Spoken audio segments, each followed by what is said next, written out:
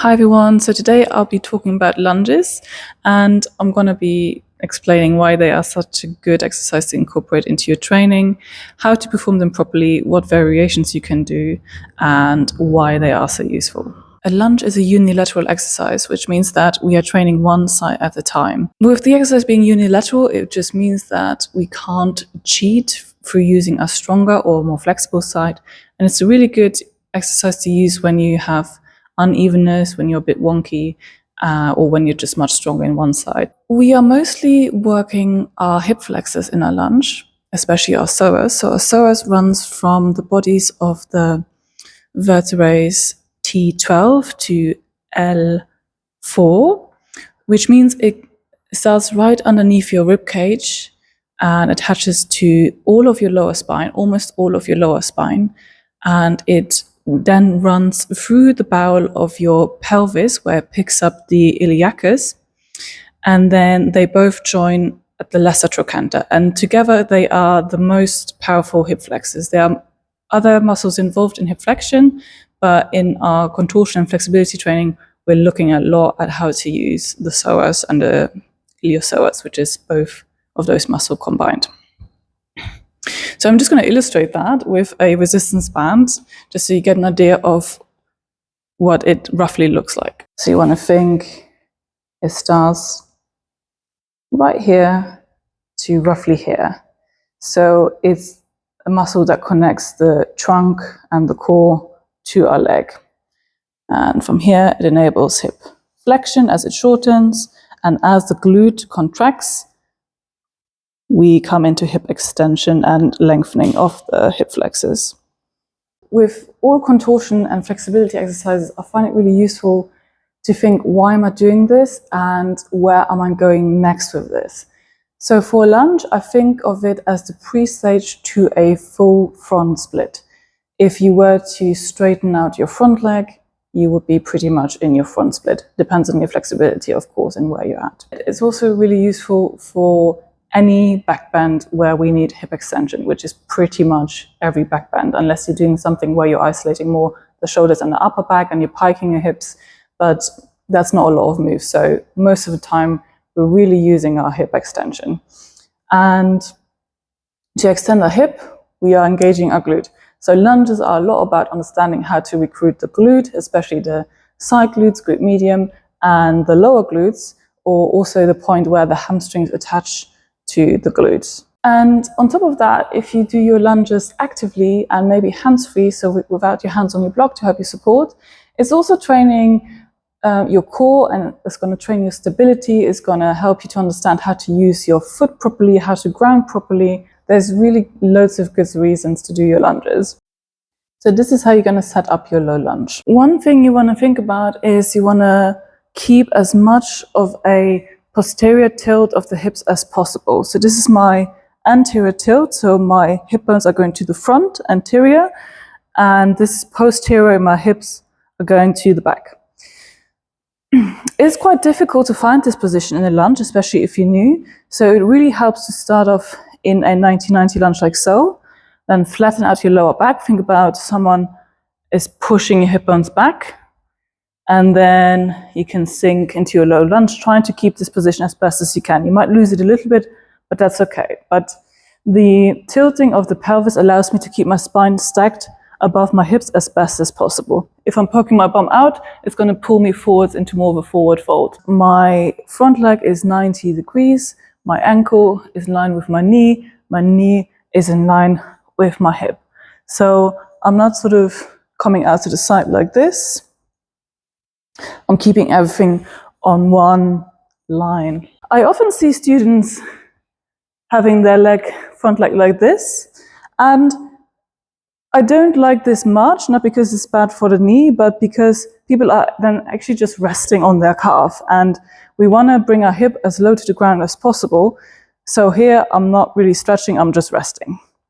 So ideally, you're either here, 90 degrees, or maybe even have your foot further away from you, and that's going to allow your hips to travel further down. You want to avoid being directly on your patella, on your kneecap, so always think about being slightly more on the fleshy bit of your quad. So I'm always pulling forwards.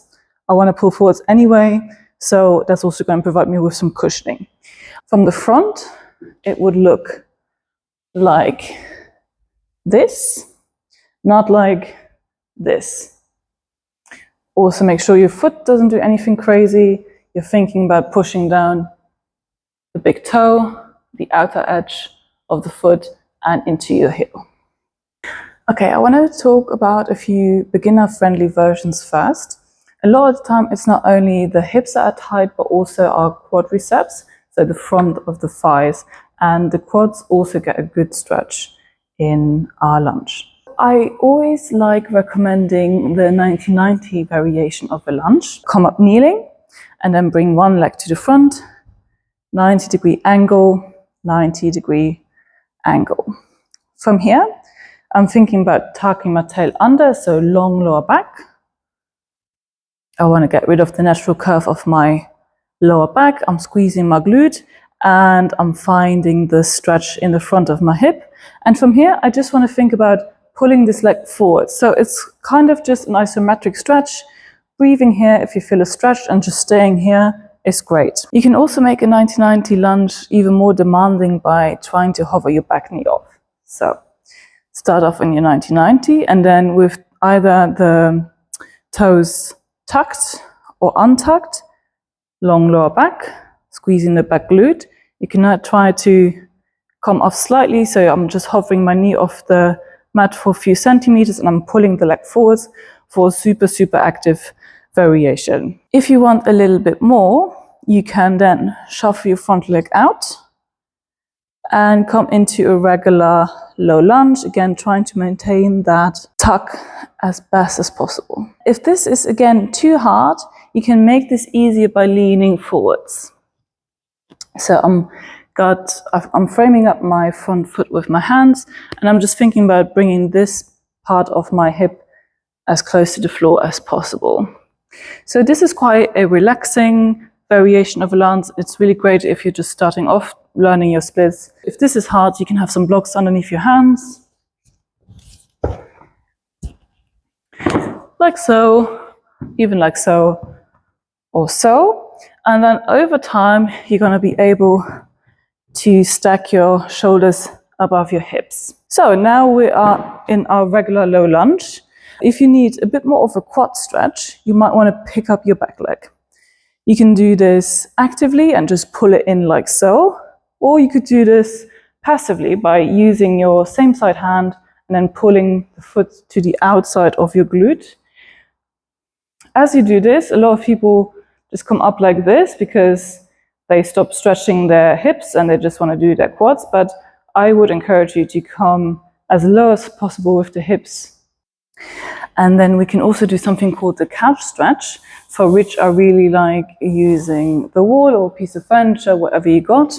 And the back knee wants to be close to the wall. The closer it is to the wall, the harder this is going to be. And then you're going to come up half kneeling and you're back in your 90-90 lunge, but this time with your back leg against the wall. So here you want to think again, tucking your tail under, which should give you a really good stretch here, and then leaning back towards the wall if you can. And if you want more, you can even round through your chest for more of a stretch. Okay, coming back to our low lunge. If you want to get a slightly different stretch, you could perform a side bend in this. I'm just going to show you what this looks like. So I've got my left leg in front, which means I'm elongating through my right rib cage, bending over like so. You could always have a block underneath your hand if it's too intense. Maybe twisting the chest up to the ceiling and keep sinking low. And then one of my favorite variation is to do an active low lunge. I do this in almost all of my classes because I find it so effective. So for this, you want to straighten your back leg by squeezing your back glute to lift off the knee. So I'm not going up, I'm just thinking about straightening the leg by using the glute. It should feel like you get a really intense stretch here, and it's like you're shooting your leg out of your hip like a laser. So I'd like to go up and down, maybe for 5, then hold it here for 5, lower back down. And then if you want to make this harder, you can walk your front foot out into a long low lunge and then repeat here. Straighten, bend, straighten. Continue this until you're almost in your split. You can do it with blocks. Straighten, bend, straighten, bend. Another good variation here in your very long lunge is to try to pull both of your legs back to the center. So it's an isometric drill. So for this, you want to come up and I think pulling everything in as best as you can. And releasing. And then from here, it's going to be so much easier to slide into your full split. In this video, we're not covering hamstring stretches, so if you do your split, make sure you also warm up your front leg. If you wanted to make this more intense again, you can raise the front leg by stepping your front foot onto some blocks, onto a piece of furniture. It really doesn't matter. And what this does, it just gives my hip more space to sink down. When I'm in this kind of lunge, I always think about putting my hip down and then slightly up again. I'm making sure my weight is evenly distributed between my front and my back leg. I'm not sort of leaning forwards and I'm not leaning back too much. I'm thinking about sitting right in between. So from here, again, you could perform the leg straightening. So tucking the toes under, straightening the leg, lowering back down. And you can see how much more demanding this becomes. You really have to work stabilizing this, balancing this, especially if you have foam blocks underneath your front leg because they're quite wobbly. This kind of variation is something that I would do when I'm warming up for really big oversplits. So you can have a chair or a poof and then just think about putting the hip forwards here.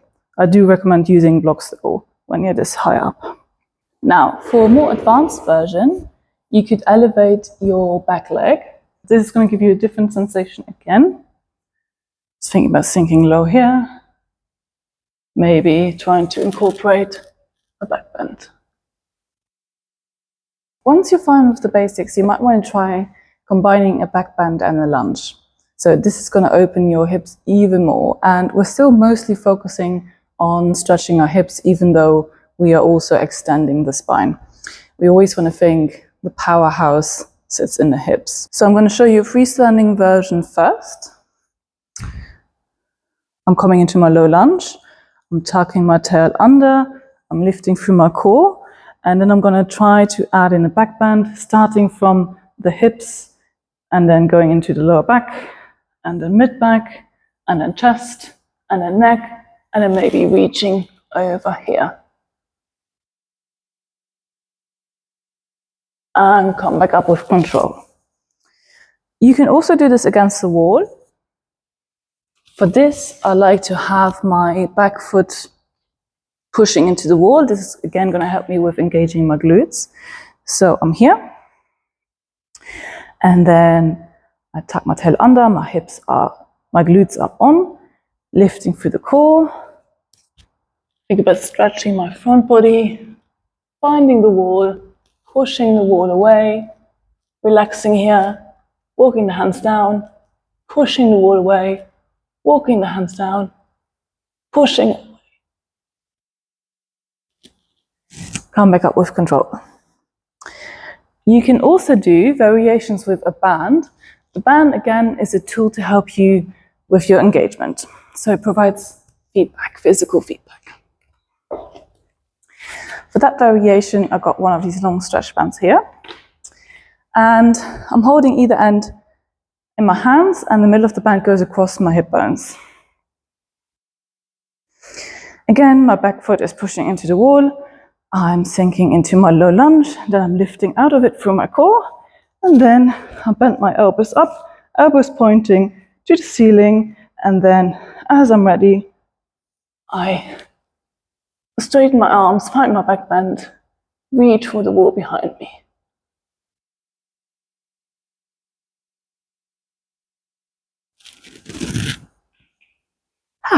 there are so many different combinations. You can do wall and band combination, chair, block combinations. There's really so much to play with, and this is just a few variations of lunges I've covered today. There's also a whole bunch of variations where you might have a bit more emphasis on the front leg, for instance, in a lizard lunge. So both hands in front with the front foot out like this.